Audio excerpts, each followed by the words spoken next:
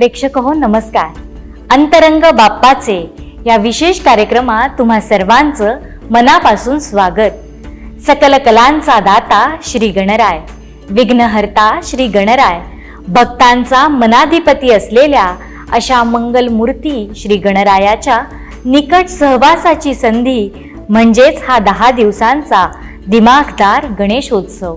या गणेशोत्सवाच्या निमित्तानं संतांनी सांगितलेली या गणरायाची रूपं आपण पाहतोय या कार्यक्रमातून. भक्त शिरोमणी नामदेव महाराजांच्या वाङ्मयातील गणेशाचं दर्शन आपल्याला सांगण्यासाठी आपल्यासोबत उपस्थित आहेत संस्कृत तज्ज्ञ आणि निरूपणकार प्राध्यापिका मुक्ताताई गरसोळे. मुक्ताताई, तुमचं मनापासून स्वागत. नमस्कार. मुक्ताताई, भक्त शिरोमणी नामदेव महाराजांच्या वाङ्मयात देखील या गजाननाचं वर्णन आढळतं, तर त्याबद्दल काय सांगाल? महाराष्ट्रातल्या सगळ्या संतांनी गणेश वंदना केल्या. खरं तर आपलं लाडकं दैवत आहे विठ्ठल, आणि ही सगळ्या संत वाङ्मयामध्ये विठ्ठलाचं दर्शन आपल्याला खूप दिसतं. पण हे असताना सुद्धा प्रत्येक संतांनी त्याच्या ग्रंथाची सुरुवात ही गणरायाला वंदन करूनच केलेली आहे. जसं तू म्हणालीस तसं भक्त शिरोमणी असलेले नामदेवराय सुद्धा याला अपवाद नाही. त्यांनी सुद्धा गणपतीचं वंदन करताना असं म्हटलेलं आहे, प्रथम नमू गजवदना, गौरीहराचा नंदनू, सकळ सुरवरांचा वंदनू, मूषक वाहनू नमियेला. वा. आता इथे जो उकाराची परत रचना दिसते बघा, ज्ञानेश्वर माऊलींची छाप दिसते आपल्याला त्याच्यावर. आता या ठिकाणी मूषक वाहनाचा उल्लेख केलाय आणि गौरीचा तो मुलगा आहे, पार्वतीचा नंदन आहे, याचाही उल्लेख या ठिकाणी केलेला दिसतो.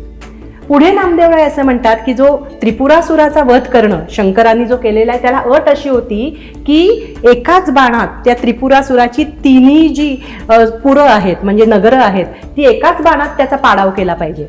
आणि यासाठी शंकरांनी गणपतीचं वंदन केलेलं आहे. याचं वर्णन नामदेवराय करतात आणि म्हणतात, त्रिपुरावधी गणाधिपती हरे पूजिला भावभक्ती. हर म्हणजे शंकर. शंकरांनी गणपतीला भावभक्तीने त्याचं पूजन केलेलं आहे. एके बाणे त्रिपुर पाडीला क्षिती, तै पशुपती संतोषीला. पशुपती म्हणजे परत शंकर. एका बाणात तो का हे सगळं करू शकला? कारण त्यांनी त्यावेळेला गणपतीचं वंदन केलेलं आहे. म्हणून नामदेवराय पुढे म्हणतात, विष्णुदास नामा म्हणे, स्वामी माझा भावे भजा एकदंता. नामदेव महाराजांच्या बालक्रीडेच्या अभंगात देखील गणरायाचं वर्णन आलंय, तर त्याच्याविषयी काय सांगाल? खरंच बालक्रीडेचे अभंग हे खरं तर कृष्णाची बालक्रीडा वर्णन करण्याचे असतात. म्हणजे सगळ्या संतांनी बालक्रीडेचे अभंग लिहिले आणि त्यात प्रामुख्याने कृष्णाच्या ज्या लीला आहेत त्यांचं वर्णन केलं, लहान कृष्णाच्या. पण या बालक्रीडेच्या अभंगात सुद्धा गणपतीचं वर्णन आपल्याला दिसतं. नामदेवराय म्हणतात, लंबोदरा तुझ शोभे शुंडा दंड. शुंडा म्हणजे सोंड. लंबोदरा तुझ शोभे शुंडा दंड, करीत असे खंड दुष्चिन्हांचा. आणि ती सोंड काय करते? नुसती वळवळण्यासाठी नाहीये, ती सोंड हलवण्यासाठी नाहीये, करीत असे खंड दुष्चिन्हांचा, असं नामदेवराय या ठिकाणी म्हणतात. चतुर्भुज आयुधे शोभताती हाती. चतुर्भुज आयुधे शोभताती हाती, भक्तांना रक्षती निरंतर. असं बालक्रीडेच्या अभंगात नामदेवरायांनी वर्णन केलंय. मुक्ताताई, मला तुम्हाला पुढचा प्रश्न असा विचारायचा आहे की गणरायाच्या 2 बाजूला 2 मूर्ती या सगळीकडे आपल्याला नेहमी दिसतात, तर ह्या 2 मूर्ती कोणाच्या आणि त्याच्याबद्दल काय सांगाल? बरोबर आहे. गणपतीच्या 2 बाजूंना 2 स्त्री मूर्ती आपल्याला दिसतात. त्या त्याच्या 2 पत्नी आहेत असं म्हणतात. खरं तर आपण जर प्रतिकात्मक अर्थ पाहिला तर त्या गणरायाच्या शक्ती आहेत.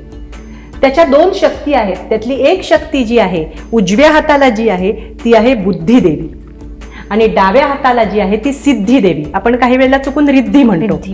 तर ती जी बुद्धी आणि सिद्धी अशा या 2 गणपतीच्या शक्ती आहेत. आता त्यातनं अर्थ किती छान आहे बघा. बुद्धी ही उजव्या हाताला आहे. बुद्धीचं प्राबल्य किंवा बुद्धीचं महत्व सांगायचंय म्हणून ते उजव्या हाताला आहे. उजव्या हाताला असणाऱ्या गोष्टींचं महत्व किंवा प्राबल्य हे जास्त असतं, महात्म्य जास्त असतं. बुद्धीला महत्व द्या, ज्ञानाला महत्व द्या, हे सुचवायचंय त्यातनं. डाव्या हाताला आहे ती सिद्धिदेवी आहे. आणि ही सिद्धिदेवी म्हणजे काय? आपल्याला सगळ्यांना सिद्धी हवी असते ना, पद पैसा प्रतिष्ठा सगळं आपल्याला हवं असतं. त्यासाठी आहे ती सिद्धिदेवी, पण ती डाव्या बाजूला आहे. बघा, तिचं गौण स्थान आहे. आयुष्यामध्ये कोणत्या गोष्टींना किती महत्व द्यायचं हे यातनं आपल्याला कळतं. ही जी बुद्धिदेवी आहे ती आपल्याला सिद्धी देवीकडे घेऊन जाणारी आहे. बघा, बुद्धीच्या जोरावरच सिद्धी प्राप्त होते. असं आहे. या सिद्धी ज्या आहेत त्या 64 कोटी आहेत. कोटी म्हणजे करोड नाही, कोटी म्हणजे प्रकार. 64 प्रकारच्या कला आहेत, 64 प्रकारच्या विद्या आहेत. त्यामुळे आपल्याला या सिद्धीची प्राप्ती होते. म्हणूनच गणरायाला 14 विद्या आणि 64 कलांचा अधिपती म्हटलं. अगदी खरंय, अगदी खरंय. तर ही सिद्धी जी डाव्या बाजूला आहे तिचा लाभ नावाचा पुत्र आहे. बरं का, नावं पण कशी समर्पक आहेत. सिद्धीकडनं आपल्याला लाभ मिळतो म्हणून सिद्धीचा मुलगा आहे लाभ. आणि वैशाखामध्ये तिचं सप्तरात्र असतं, म्हणजे आपलं नवरात्र जे म्हणतो, जे अश्विनामध्ये असतं ते मात्र बुद्धिदेवीचं आहे. अश्विनामध्ये साजरं केलेलं जे नवरात्र आहे ते बुद्धिदेवीचं आपण साजरं करतो, पण वैशाखामध्ये सप्तरात्राचा हा उत्सव असतो, 7 रात्रींचा, तो या सिद्धिदेवीचा आहे. याच्यात थोडंसं मी तुम्हाला थांबून असं विचारते की ह्या गणरायाच्या पाठोपाठच गौरी पूजन होतं, गौरींचं आवाहन होतं, तर या उपासनेविषयी काय सांगाल? अगदी महत्वाचा प्रश्न आहे, कारण पार्थिव गणेशाची पूजा या भाद्रपदामध्ये आपण घरोघरी करतो आणि पार्थिव गणपतीच्या आगमनानंतर 2-3 दिवसांमध्येच गौरींचं आवाहन केलं जातं. आता या गौरी नेमक्या कोण याचा उल्लेख मात्र अगदी ठोसपणे आपल्याला साहित्यामध्ये दिसत नाही, पण समजुती बऱ्याच आहेत. त्याच्यापैकी काही समजुती आहेत की ज्येष्ठा आणि कनिष्ठा अशा या 2 गौरी आहेत. त्या लक्ष्मीचं प्रतीक आहेत असं म्हणतात. ज्येष्ठा ही जी आहे ती लक्ष्मीची मोठी बहीण, पण तिला अलक्ष्मी म्हणतात. आता खरं तर अलक्ष्मी कुणाला नको असते, पण याच वेळेला त्या अलक्ष्मीचं सुद्धा पूजन केलं जातं. कनिष्ठा आहे ती लक्ष्मी आहे, ज्येष्ठा आहे ती अलक्ष्मी आहे. दुसरी एक गोष्ट अशी आहे की या 2 माहेरवाशिनी आहेत. आणि माहेर आपल्याला सणावारांना माहेरी जायला प्रत्येक स्त्रीला आवडतं. तर या स्त्रियांना सन्मानाने बोलवणं, त्यांचा आवडतीचा नैवेद्य दाखवणं आणि त्यांना सन्मानाने पाठवणी करणं, हे आपल्या एका संस्कृतीचं किती सुंदर असं एक प्रतीक आहे, सौंदर्य आहे, ते आपल्याला याच्यामध्ये दिसतं. या ज्या ज्येष्ठा कनिष्ठा गौरी आहेत त्यांचं आवाहन अनुराधा नक्षत्रावर तिचं आवाहन केलं जातं. ज्येष्ठा नक्षत्रावर तिचं पूजन दुसऱ्या दिवशी केलं जातं, ज्याला पुरणपोळीचा नैवेद्य दाखवला जातो. सागरसंगीत तिला जेवण दिलं जातं, पंचपक्वान्नांचं जेवण दिलं जातं आणि तिसऱ्या दिवशी मूळ नक्षत्रावर तिचं विसर्जन केलं जातं. अशा या ज्येष्ठा कनिष्ठा गौरी आहेत. कोणी तिला महालक्ष्मी सुद्धा म्हणतात. मुक्ताताई, तुम्ही गणपतीची इतकी सुंदर माहिती सांगितली, त्याचबरोबर गौरी उपासनेविषयी देखील सांगितलं. मला राहवत नाहीये म्हणून विचारतेय, गणपतीत अष्टविनायकांची आठवण येणार नाही असं होणारच नाही. अगदी आपल्या या कार्यक्रमाच्या माध्यमातून अष्टविनायकांबद्दल तुम्ही काय सांगाल प्रेक्षकांना? अगदी खरंय. अष्ट म्हणजे 8 या आकड्याला खूप महत्व आहे. मुद्गल पुराणामध्ये अष्टविनायकांचं वर्णन येतं, पण बघा हे अष्टविनायक जे आहेत ना ते आपल्या शरीरात असलेल्या 8 शत्रूंना म्हणजेच 8 राक्षसांना मारण्यासाठी निर्माण झालेले. आपल्याला आपले षड्रिपू माहिती आहेत कोणकोणते? काम, क्रोध, मद, मत्सर, लोभ, हे सगळे आपले 6 शत्रू आहेत, त्यांना आपण षड्रिपू असं म्हणतो. याला 2 आणखी ऍड केलेले आहेत. त्याच्यामध्ये आहे अहंकार, हा एक त्याच्यात ऍड केलेला आहे, आणि आणखी एक ऍड केलेला आहे ममासुर, म्हणजे मम मम माझं माझं, हे जे मी सारखं म्हणते ना आपण मीपणा, याला ममासुर म्हटलंय आणि दुसऱ्याला अहंकारासूर म्हटलंय. आणि बाकीचे काही लोभासूर, मत्सरासूर, क्रोधासूर, हे सगळे असुर आहेत हे आपल्या शरीरात. या 8 असुरांना मारण्यासाठी अष्टविनायकांची निर्मिती झालेली आहे, म्हणून अष्ट हे नाव महत्वाचं आपल्याला मानतो. आणि मग हे शरीरांतर्गत शत्रू तर मारायचेच आहेत, पण आपल्या महाराष्ट्रामध्ये अष्टविनायक महत्वाचे आहेत, त्यांची यात्रा आपण करतो तीही महत्वाची आहे. आणि प्रेक्षक हो, तुम्हाला जर आठवत असेल तर आपण जे अथर्व शीर्ष म्हणतो त्याचा शेवट सुद्धा गणेश नामाष्टक मंत्रांनी होतो. तिथे सुद्धा गणपतीची 8 नावं आली आहेत. काय म्हणतो आपण शेवटी? नमो व्रातपतये, नमो गणपतये, नमः प्रमथपतये, नमस्ते अस्तु लंबोदराय, एकदंताय, विघ्ननाशिने, शिवसुताय, श्री वरदमूर्तये नमः. ही परत एकदा 8 नावं तिथे घेतलेली आहेत. असं 8 नावाचं या गाणपत्य संप्रदायामध्ये महत्व आहे. मुक्ताताई, या अष्टविनायकांची तुम्ही इतकी सुंदर माहिती सांगितली, तर याच्यावरती एक 4 ओळी आमच्या प्रेक्षकांना सांगा.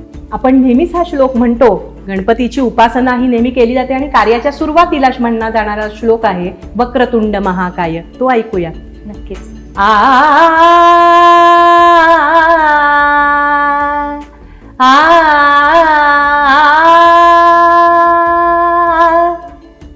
वक्रतुंड महाकाय सूर्यकोटि समप्रभ वक्रतुंड महाकाय सूर्यकोटि समप्रभ निर्विघ्नं कुरु मे देव सर्वकार्येषु सर्वदा सर्वकार्येषु सर्वदा. वा मुक्ताताई, खूपच सुंदर. प्रेक्षक हो, या अष्टविनायकांचं स्मरण करत त्यांना वंदन करून आजच्या विशेष भागात इथेच थांबूयात. मुक्ताताई, तुम्ही इतकी सुंदर माहिती सांगितली त्याबद्दल तुमचे मनापासून आभार. नमस्कार. धन्यवाद.